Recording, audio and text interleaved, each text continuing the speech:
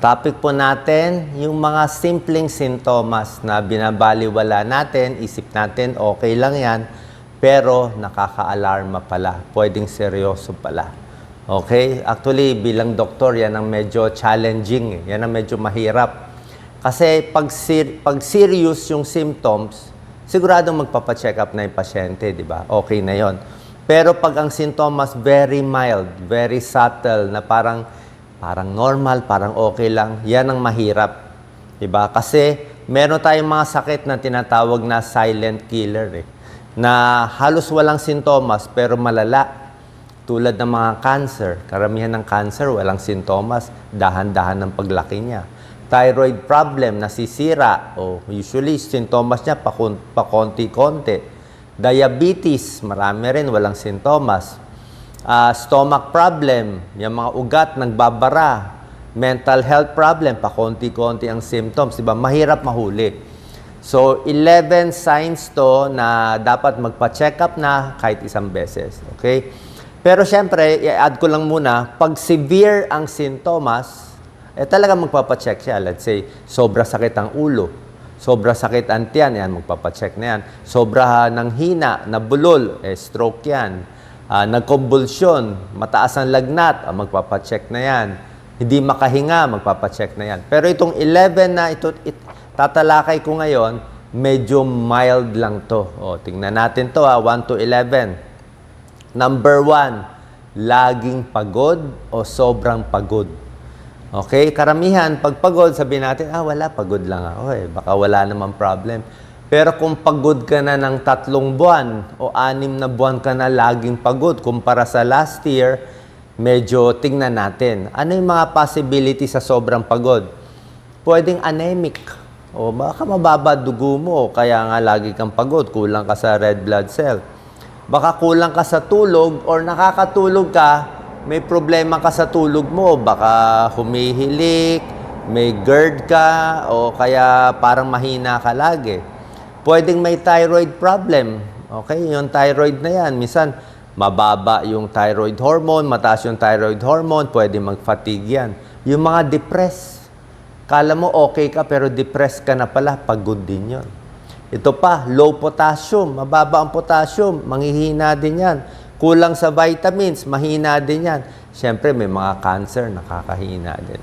Number 2 sign na dapat magpa-check up na, mood changes, nagbabago yung ugali, at memory changes, nagbabago yung memorya. Yung mood changes, lalo na sa kabataan, before 40 years old, marami talaga ngayon po, mental health problem, may depression, may anxiety, may bipolar, meron ding personality disorder. Maraming may personality disorder. Yung mga obsessive-compulsive, narcissistic, meron pang histrionic, madrama. Meron pang borderline, mahirap kausap ang borderline personality. So, baka meron diferensya pala, naglalabas itong kaya may mood change siya. Okay? So, kala mo, baliwala lang, serious mental health problem pala. Kahit yung mga memory, yung madalas makalimot, nag-iiba ugali, pag above 50, 60 years old, nagkakaroon ng memory problem, isipin natin, dementia. Pwede ang dementia. Ang dementia, ulyanin, pwede dahil sa Alzheimer's disease, pwede dahil mayroon ng mga maliliit na stroke, hindi natin napapansin, possible din yan. Meron ding mga Parkinson's disease. So, habang maaga pa, dapat maagapan na yung dementia para maka-adjust yung pamilya. Usually, mga may dementia na senior, may edad, mainitin din ulo, nagsisisi lagi na, ninakaw mo gamit ko. Pero hindi mo naman ginagalaw, siya nakalimot. So, common yan. Number 3 sign na dapat magpa-check up na, very mild lang to, sleep changes. Nagbago yung tulog niya. Ngayon, di na makatulog o sobrang tulog. Tapos isa pa yung laging binabangungot. Actually, yan ang number 1 tanong ng mga psychiatrists. Kamusta bangungot? May bangungot ka ba? Kasi pag isang tao, binabangungot, panoorin yung video ni Doc Lisa, may ibig sabihin yung bangungot, yung masamang panaginip. So, meron kang stress, meron kang galit, meron kang issue na hindi mo malabas Kaya pag natutulog, lumalabas lahat. Hindi masarap ang tulog mo. Meron din nagbabago yung tulog kasi humihilik. May obstructive sleep apnea. Barado dito. Meron din may GERD. Meron din sobrang stress. Yan. So, dapat pa-check din yan. Number 4, pagbabago sa balat. Skin changes. Yan, very important to skin changes. Pag skin changes, ako nga lagi ko tinitingnan. Pag naliligo kayo, tingnan nyo lang yung balat nyo sa harap, sa likod, baka may nakatago dyan. Kasi ang mga nunal, delikado yung biglang wala ka namang nunal, tapos nagkaroon ka ng nunal. Okay lang kung mga bilog-bilog na makita nyo, marami na ako napatanggal na nunal eh. O, si Doc Lisa may nunal dito, pinatanggal na rin namin. Kasi yung mga alanganin na nunal, lalo na kinakatakot natin, melanoma. Melanoma is a very aggressive skin cancer. Pag may melanoma, parang within 6 months, pwede kumalat eh, pwede mamatay. Talagang mabilis. O, pag ano niya, maitim lang siya. Pero yung itim niya, ibang klase. Itim na itim siya. Tapos yung border niya, yung hindi siya bilog, parang medyo may jagged siya. Na itim, kakaiba, minsan pa iba-iba, may itim, may brown. Yun, delikado. Skin cancer yun. Okay? So, kaya tinitingnan yung balat. Kung malalaking nunal, pa-check natin, patanggal natin na maaga para hindi magbago. At isa pa, maganda sa mga skin changes, kita mo, ang balat kasi natin, dyan nakikita yung sakit sa loob ng internal organ. May liver cirrhosis, may liver cancer, sa balat lumalabas eh. May spider angioma dito yun, may pula-pula. Okay, may palmar erythema yan eh. Minsan namimiss ko sa pasyente, yung namumula dito. Kala mo, okay lang, yung pala, liver cancer na yon. Kidney disease, kidney problem, nag-iiba yung kulay, may mga rash. Okay, nag-iiba yung balat. Diabetes, nangingitim dito, ibang issue. Merong mga ibang may cancer, may skin changes din. Varicose at ibang mga sakit, lumalabas din sa balat. Number 5 sign na hindi natin pinapansin yung pagbabago sa pagkain, sa digestion. Tapos yung timbang either namamayat o tumataba. Okay? Kadalasan kasi, lalo na pagka mag-anak nyo, o kasama mo lagi misis mo, anak mo, hindi nila mapapansin tumataba ka o pumapayat ka eh. Kasi araw-araw ka nila nakikita. Diba? Pero yung classmate mo na 2 years ka hindi nakita, diba? Tapos sinabi niya sa'yo, uy, parang namayat ka ngayon ah. Oo. Bago ka matuwa na namayat ka, check muna bakit ba namayat. Kung hindi ka naman nagpapapayat. Kasi weight loss more than 10 pounds, medyo dapat tingnan. Kasi ang cancer, first, madalas ang symptoms ng cancer, weight loss lang. Oh, wala na siya ibang maramdam, namamayat lang. Kasi salbahe nga yung cancer cells, kinukuha yung nutrition ng katawan. Kaya pag nakita ka ng classmate mo, sinabi naman sa'yo, uy, tumataba ka ngayon. So, dapat matuwa ka na tumataba ka, na at least hindi na mamayat, di ba? Anyway, basta dapat tama lang timbang. Kung namamayat, okay lang kung nagda-diet ka. Otherwise, i-check natin ang weight loss, hindi lang cancer, tuberculosis, weight loss, hyperthyroid, weight loss, diabetes, weight loss din.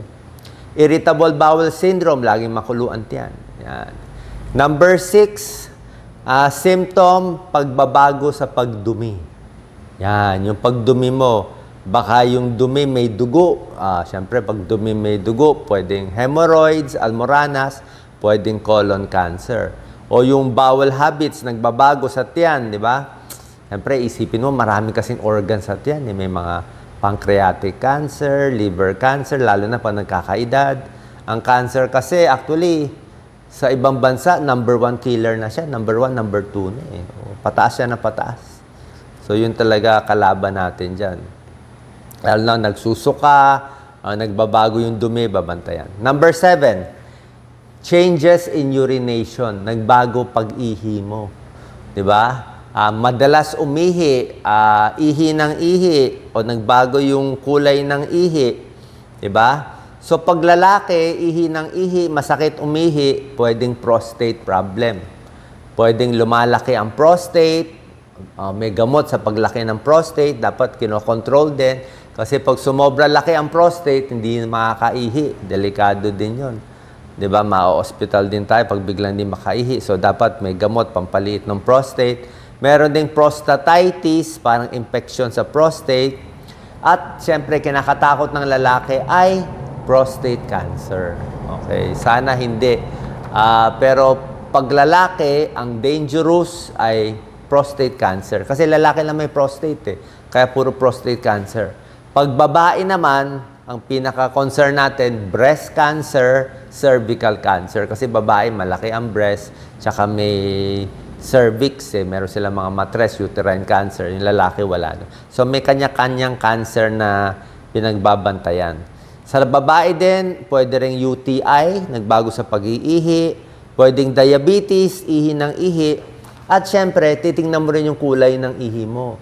Paano kung yung kulay masyadong medyo pink, parang rosas, baka may dugo yun, kidney stone. Pag ihi, ano ba? Malabo, very cloudy, parang galing tubig sa poso, di ba? Very cloudy urine, masangsang yung amoy. Di ba? So, pwedeng dehydrated, pero baka may infection yun. Baka may UTI. Maraming babae, lalo na pag senior na, madalas magka-UTI, hindi nila alam. Nagbabago kasi yung anatomy nung maselang bahagi ng parte ng babae. Pagkakaedad, kaya madalas sila magka-UTI. Ayaw din natin yun, baka masira kidneys natin. Pag ang ihi, maraming bula, mabula masyado, baka may kidney problem, di ba? May protina sa ihi. Number 8, laging may infeksyon, laging may lagnat, laging may trangkaso. Ang trangkaso dapat on the average 3 beses lang sa taon. Pero kung lagi-lagi, buwan-buwan, nagkakasakit, konting ganyan na lang, konting maulanan lang, sakit na agad, mahina immune system mo. So bakit mahina immune system? Meron ba nakatagong sakit? May bukol? Possible? Yung iba, yung mga sakit sa immune system, mga HIV, AIDS, hindi man natin agad iniisip yun, pero meron mga problema sa dugo. May mga lymphoma, may mga leukemia, o talagang mahina lang ang katawan mo, kulang ka sa pahinga, pwede rin yun, ha? Maraming mga sakit yan. Pwedeng anemic din. So, laging may sakit, kailangan magpa-check kung bakit ba. Baka may nakatago. Number 9, hirap huminga lagi. Okay? Kahit konti lang, parang medyo hingal lagi, lagi may paubo-ubo. Okay? Minsan kasi itong mga konti, hindi natin pinapansin. Pag akyat natin sa hagdanan, okay, akyat ng MRT, hingal na agad, hingal, hindi natin pinapansin. Sasabihin natin, tumatanda lang ako, kulang lang ako sa exercise. Pwede yon. Pero may chance itong hingal-hingal, pwedeng hika, pwedeng emphysema, may sira sa baga, pwedeng tuberculosis, madalas umubo, pwede ring mga lung cancer. Common kasi lahat to eh. TB, lung cancer, emphysema, very common sa Pilipino. Lalo na pag nasa Cebu ka, nasa Maynila ka, lagi kang exposed sa EDSA, sa usok. Lalo na kung bus driver, yung mga exposed, truck driver, construction worker na exposed sa usok, mga traffic enforcers, yan ang mga common, mga rider, motorcycle rider, paano exposed kayo sa usok eh. So, yan ang delikado. Meron ng pag-aaral yan. Yung mga exposed lagi, mataas ang incidence ng sira ng baga. Kaya yung mga nasa probinsya, mas maganda dapat yung baga nila, mas malinis. Pwede ring hika, pwede ring allergy, babantayan natin. Number 10, ito. Number 10, bago to.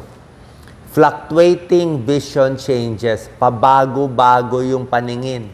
Minsan malinaw ang binabasa, minsan malabo, tapos mamaya malinaw ulit. Diba, hindi natin pinapansin. Lalo na kung may diabetes.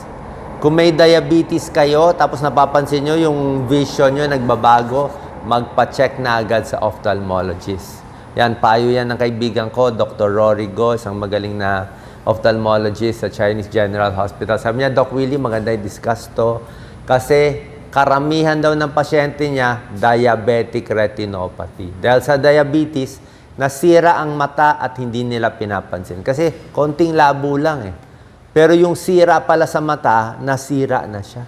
May mga ugat-ugat na bagong ugat na tumutubo na parang matigas siya, nahihila yung retina, na de-detach. Ang ginagawa niya ay pinuputol niya isa-isa yon physically para bumalik yung retina at hindi mabulag. Marami pala nabubulag dito. Diabetic retinopathy. Okay? At ibang vision changes, mga glaucoma, kailangan din natin ipakita. Kasi minsan ng mali, pa-check up lang ng salamin, paggawa lang ng salamin, tapos na. Pero yung ophthalmologist, kailangan din makita yung mata. And number 11, siningit ko lang, syempre, sakit sa puso, masakit ang dibdib. Oo, pag bata pa kayo, masakit ang dibdib nyo, most likely, wala lang yon, no problem. Kung wala pa kayong 30 years old, hindi naman tayo mag-worry. Unless may sakit ka na sa puso nung bata ka pa. Pero otherwise, okay dapat yon unless may rheumatic heart disease ka nung bata pa. Pero pag edad 50, 40, 50, 60, masakit ang dibdib, lalaki, naninigarilyo, mataba, diabetic, yan, may lahi na sakit sa puso, kahit sa babae, mag-iingat tayo kasi pwede may sakit pala sa puso. Kasi alam nyo naman, yung heart attack, number 1 killer din natin yan. Okay? So, sana pa nakatulong to. 11 symptoms. Magpakonsulta kahit isang beses lang para ma-sure natin na wala kayong problema. Pwede na kayo dumiretso kung gusto nyo Let's say, baga problema, punta na kayo sa pulmonologist. Ihi ang problema, lalaki, doon na kayo sa urologist, di ba? Sa puso, cardiologist, di ba? So, depende doon sa sakit. Sa balat, pakita nyo muna sa derma, malalaman naman niya kung balat lang ang problema o merong problema doon sa internal organ. Saan pa nakatulong tong video? Share po natin sa ating kababayan.